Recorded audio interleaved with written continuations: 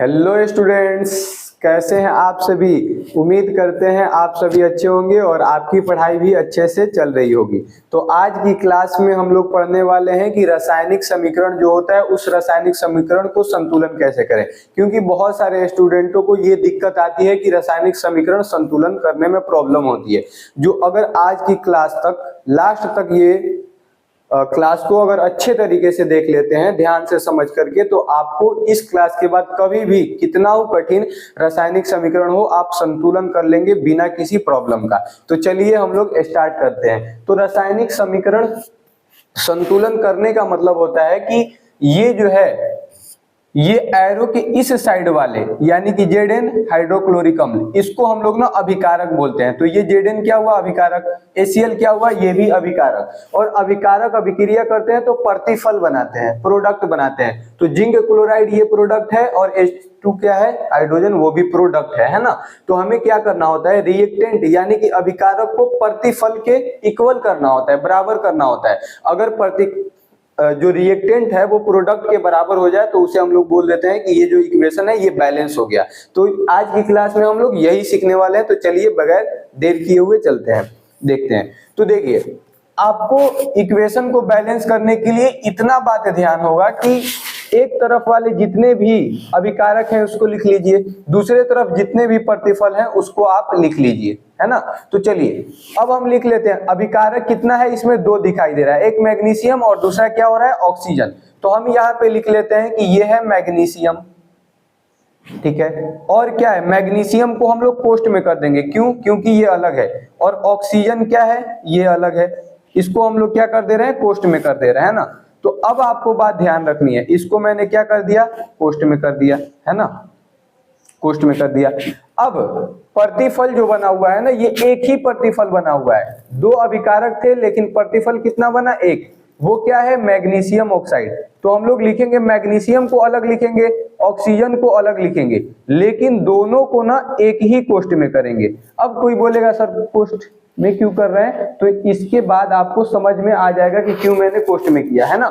तो आपको ध्यान से करना है। पहला स्टेप क्या करना है कि आप अभिकारक लिख दिए एक है, इसको कोष्ठ में बंद कर दिया। ये जो ऑक्सीजन है उसको लिख दिया और ये इसको मैंने क्या कर दिया कोष्ठ में बंद कर लिया, ऑक्सीजन को मैंने कोष्ठ में बंद कर लिया। फिर मैग्नीशियम ऑक्साइड जो है ना ये प्रतिफल एक ही है ना, लेकिन अलग अलग हमें लिखना है और कोष्ठ एक ही कोष्ठ में रखना है क्योंकि ये एक ही का प्रोडक्ट है ना। तो अब हम लोग चलते हैं, खुद से आप देख करके बताइए कि ये रासायनिक अभिक्रिया में मैग्नीशियम जो है मैग्नीशियम की संख्या कितनी है। तो सबको पता है कि मैग्नीशियम की संख्या कितनी है, एक है, अकेले है ना। ऑक्सीजन का संख्या कितना है, ओ कितना है, यहाँ पे दो है, तो यहाँ पे ओ कितना है दो। चलिए ठीक है कोई प्रॉब्लम नहीं।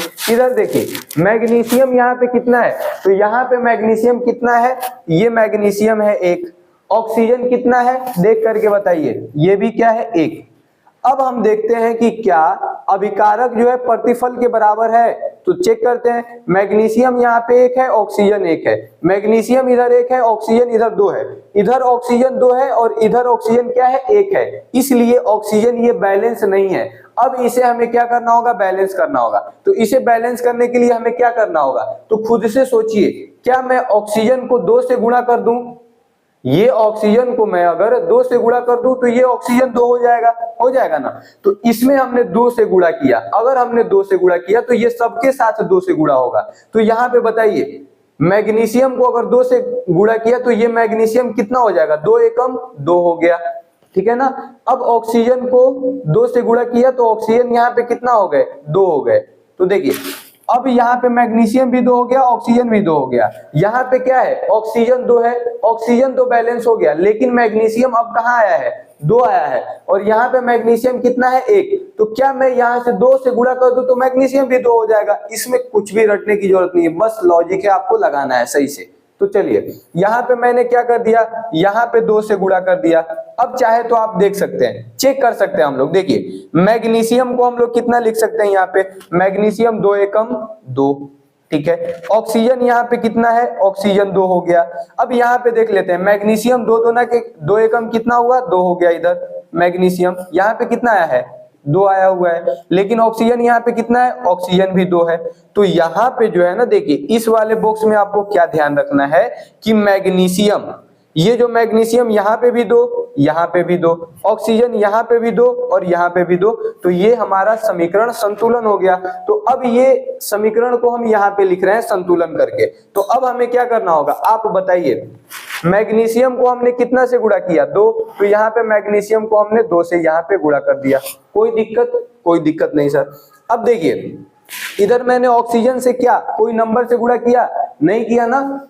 खुद से सोचिए कि क्या मैं ऑक्सीजन को किसी नंबर से गुणा किया, नहीं। तो यहाँ हमें गुणा करना ही नहीं है, छोड़ देने हैं उसी तरह। अब इस साइड हम आते हैं, देखिए मैग्नीशियम को हमने कितने से गुणा किया, मैग्नीशियम ऑक्साइड, ये मैग्नीशियम ऑक्साइड को पूरे के पूरे मैंने कितने से गुणा किया, यहाँ पे 2 से गुणा किया। तो यहाँ पे भी 2 लिख देते हैं, ठीक है ना। यहाँ पे मैंने क्या लिख दिया, 2 लिख दिया।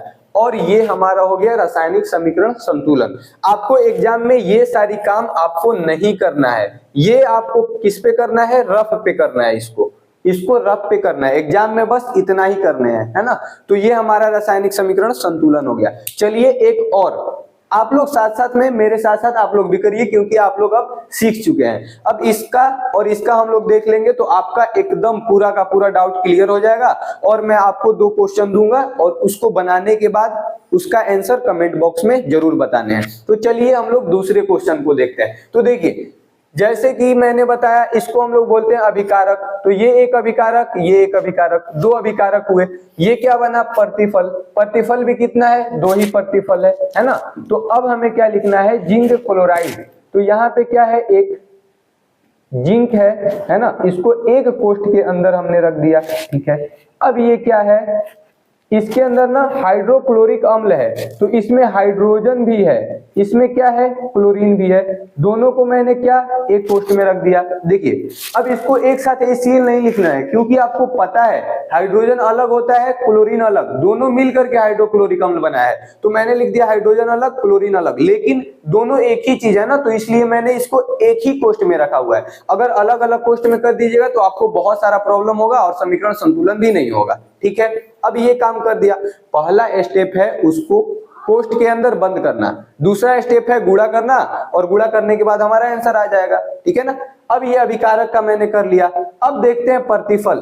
प्रतिफल में क्या है, जिंक क्लोराइड। तो यहाँ पे हम लिख लेते हैं जिंक अलग होता है, क्लोरीन अलग होता है ना, ये आपको भी पता है, ठीक है। लेकिन ये दोनों के दोनों एक ही प्रोडक्ट है ना, इसलिए इसको हम लोग एक ही कोष्ठ में रखेंगे। क्योंकि यहाँ पे देखिए जिंक क्लोराइड एक ही है, तो इसको एक कोष्ठ में रखा, है ना। यानी कि ये फिर क्या है, हाइड्रोजन। तो मैंने यहाँ पे हाइड्रोजन लिख दिया, हाइड्रोजन को मैंने क्या कर दिया, अलग लिख दिया, क्योंकि हाइड्रोजन अलग है। अब बताइए जिंक कितना है, तो यहाँ पे एक छिपा होता है, तो जिंक क्या हो गया, 1 हो गया। समझ में आ रहा है ना, ठीक है। अब देखिए क्लोरीन कितना है, क्लोरीन के नीचे क्या है, 2, तो क्लोरीन क्या हो गया, 2 हो गया, बिल्कुल कोई प्रॉब्लम है ही नहीं। अब ये जो हाइड्रोजन है, हाइड्रोजन कितना है, 2 है, तो इसको मैंने क्या लिख दिया, हाइड्रोजन को 2 लिख दिया। अब इस तरफ हम लोग देख लेते हैं, देखिए इस तरफ जिंक कितना है, 1 है सर, ठीक है कोई प्रॉब्लम नहीं। हाइड्रोजन कितना है, हाइड्रोजन भी 1 है। क्लोरीन कितना है, क्लोरीन भी 1 है। इसको मैंने ऐसे कर दिया। अब खुद से आप सोचिए कि यहाँ पे भी जिंक 1 है, यहाँ पे भी जिंक, ये तो बैलेंस है। यहाँ पे क्लोरीन 2 है और हाइड्रोजन 2 है, लेकिन यहाँ पे हाइड्रोजन 1 है, क्लोरीन भी 1 है। तो हमें क्या करना होगा, हाइड्रोजन को हमें क्या करना है, 2 करना है। यहाँ पे हाइड्रोजन क्या है, 2, यहाँ पे हाइड्रोजन क्या है, 1 है। तो क्या करें कि हाइड्रोजन 2 हो जाए, तो 2 से इसमें गुणा करेंगे। अगर हम इसको 2 से गुणा कर लेते हैं, तो यहाँ पे मैंने 2 से गुणा किया, तो ये हाइड्रोजन कितना हो जाएगा, 1 से बदल करके 2 एकम 2 हो गया। ये क्लोरीन कितना होगा, 2 एकम 2 हो गया। यहाँ पे भी हो गया। अब देखिए यहाँ पे भी हाइड्रोजन 2 है, यहाँ पे भी क्लोरीन। अब इसको फाइनली हम लोग देख लेते हैं। देखिए जिंक जो है ना, जिंक कितना है, 1, हाइड्रोजन इसमें कितना है, तो 2 एकम यहाँ पे फाइनली कितना आया है, 2। क्लोरीन कितना आया है, क्लोरीन भी आया हुआ है 2, ये हो गया। इधर देखिए ये क्या है, जिंक क्या है, 1, क्लोरीन कितना आया हुआ है, 2। अब यहाँ पे हाइड्रोजन कितना आया हुआ है, यहाँ पे भी हाइड्रोजन 2 है। अब आप खुद से देख लीजिए, ये जो है इसमें खुद से देखिए, यहाँ पे मैंने क्या बताया, यहाँ पे भी जिंक 1, यहाँ पे भी जिंक 1, हाइड्रोजन यहाँ पे 2, हाइड्रोजन यहाँ पे भी 2, क्लोरीन यहाँ पे 2, क्लोरीन यहाँ पे भी 2। इसका मतलब ये समीकरण संतुलन हो गया। अब इसको हम लोग लिख लेते हैं। तो देखिए जिंक को मैंने कोई नंबर से गुणा नहीं किया तो इसको छोड़ देते हैं, छेड़छाड़ नहीं करना है। HCl सबको मैंने कितने से गुणा किया? 2। तो HCl के सामने हमने क्या लिख दिया? 2 से गुणा कर दिया, ठीक है।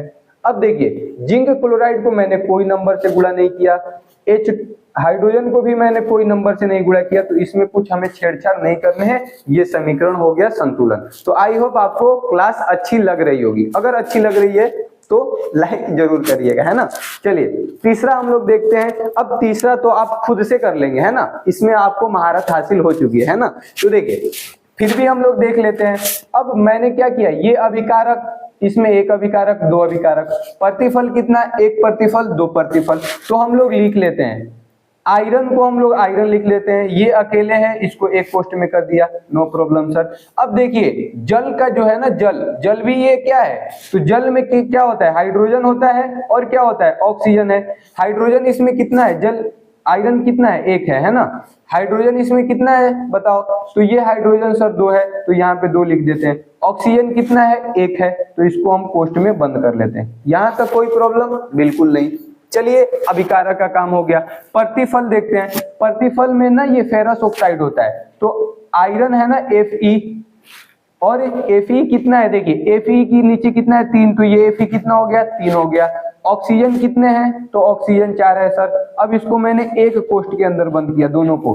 क्यों एक कोष्ठ के अंदर बंद किया? क्योंकि ये एक ही प्रोडक्ट है ना, एक ही साथ है, इसलिए मैंने इसको एक साथ बंद कर दिया। अगर फेरस अलग रहता, ऑक्सीजन अलग होता, तो Fe को अलग लिखते और ऑक्सीजन को अलग लिखते, लेकिन एक ही साथ है तो एक ही कोष्ठ में लिख दिया। अब हाइड्रोजन इसमें कितना है? तो प्रोडक्ट हाइड्रोजन कितना है? हाइड्रोजन 2 है, ठीक है। अब हम यहां से अब काम करते हैं बैलेंसिंग का। तो अब हमें क्या करना होगा, खुद से सोचिए। आपको क्या सोचना है कि यहाँ पे हाइड्रोजन कितना है? 2 है। यहाँ पे हाइड्रोजन कितना है? 2 है ना। तो ये तो बैलेंस है। या ऐसे आप देखें, यहाँ पे Fe कितना है? 3। यहाँ पे Fe कितना है? 1। तो Fe को हमें क्या करना है? 3 करना है। तो यहाँ पे 3 से अगर गुणा कर देते हैं तो ये Fe कितना, ये 1 बदल करके ये क्या हो जाएगा? Fe कितना हो गया? 3 हो गया। यहाँ पे भी Fe 3 और यहाँ पे भी Fe यानी कि आयरन कितना हो गया? 3, है ना। अब देखिए ऑक्सीजन यहाँ पे कितना है? 4 है, लेकिन ऑक्सीजन यहाँ पे कितना है? 1 है। अब इसको हम 4 से गुणा कर देंगे तो ऑक्सीजन 4 हो जाएगा। तो इसको हम अगर 4 से गुणा करूं तो ऑक्सीजन कितना होगा? आप बताइए। ऑक्सीजन तो 4 हो जाएगा, ऑक्सीजन 4 हो गया, लेकिन इसके साथ साथ हाइड्रोजन 2 था, तो ये 4 में 2 से गुणा हो जाएगा तो कितना हो जाएगा? 4 दूना के 8, है ना। होगा कि नहीं होगा? तो ये कितना हो गया? 8। अब हमें क्या करना है कि देखिए यहाँ पे हाइड्रोजन हो गया 8, ऑक्सीजन हो गया 4, यहाँ पे हाइड्रोजन कितना है? 2।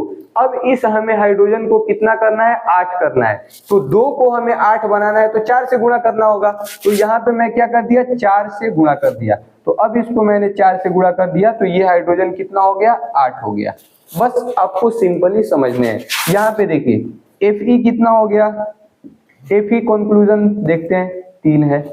अब उसके बाद में हाइड्रोजन इसमें कितना है? हाइड्रोजन यहाँ पे 8 हो गया। ऑक्सीजन कितना आ गया? ऑक्सीजन आ गया 4 आ गया सर, ठीक है, कोई प्रॉब्लम नहीं। इधर हम लोग देखते हैं Fe कितना है? Fe कितना है? तो ये भी इधर 3 है। ऑक्सीजन कितने हैं? तो ऑक्सीजन इधर भी 4 है। और हाइड्रोजन कितने हैं? तो इधर क्या है? 8 है। अब हम लोग देखते हैं, देखिए इसको हमने क्या किया? ऐसे आयरन यहाँ पे Fe कितना है? 3, यहाँ पे भी Fe 3, ये बैलेंस हो गया। हाइड्रोजन यहाँ पे कितना है? 8, इधर भी हाइड्रोजन कितना है? 8। ऑक्सीजन कितना है? 4, ये भी ऑक्सीजन कितना है? 4। अब हमें क्या करना है? इसको हमें लिखना है। तो देखिए Fe को मैंने क्या किया है? 3 से गुणा किया हुआ है ना, तो Fe में हमें कितने से गुणा कर देंगे? 3 से गुणा कर देंगे, है ना। अब देखिए H2 मतलब कि जल के मोलिक्यूल जो था ना, उसको हमने कितना से गुणा किया था? 4 से। तो यहाँ पे 4 से गुणा कर देते हैं, है ना।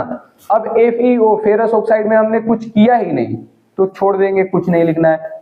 हाइड्रोजन जो है, हाइड्रोजन में कितने से गुणा किया हुआ है? 4, तो यहाँ पे हमने क्या लिख दिया? 4, ठीक है ना। तो देखिए यहाँ जाकर के हमारा सारा समीकरण संतुलन हो गया। तो आई होप आपकी क्लास ये अच्छी लगी होगी। अगर फिर भी जिसको समझने में दिक्कत हुई या प्रॉब्लम हुई तो आप क्या करें, वीडियो को फिर से स्टार्टिंग से देखें और आराम आराम से देखें, रोक करके समझे और बनाएं, जिससे आपको क्लियर हो जाएगी। एक बार में सबको दिक्कत होता है, लेकिन बार बार प्रैक्टिस कर लीजिएगा, बिल्कुल एकदम क्लियर होगा। तो अगर जो चैनल पे नए हैं तो लाइक करें, सब्सक्राइब करें और कमेंट बॉक्स में बताएं ये क्लास आपको समझ में आई या नहीं।